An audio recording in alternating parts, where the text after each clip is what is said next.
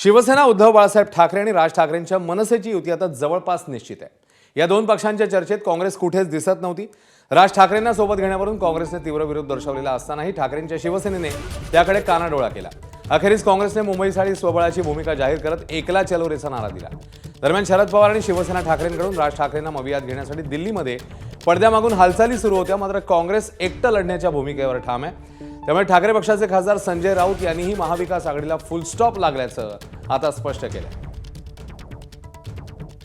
या क्षणी कोणतेही बोलणं सुरू नाही। आम्हाला ज्यांच्याशी बोलायचं होतं आम्ही त्यांच्याशी बोललेलो आहोत याआधी, आणि त्यांनी हे सर्व निर्णय पक्षाच्या स्थानिक लोकांवर सोडल्यामुळे ही चर्चा आता थांबली। मुंबईमध्ये एकत्र न जाण्याचा निर्णय हा पूर्ण विचारांती आम्ही घेतलेला आहे आणि त्यामध्ये तात्विक कारणं आहेत की मोठी प्रक्रिया झाल्यानंतर केंद्रीय नेतृत्वाला निर्णय दिल्यानंतर तर बदलणं मला असं वाटतं थोडा उशीर झाला। हायकमांडचा निर्णय आणि पूर्ण काँग्रेस पक्षाचा निर्णय आहे की स्वतंत्रपणे लढण्याचा। एबीपी माझा, उघडा डोळे बघा नीट।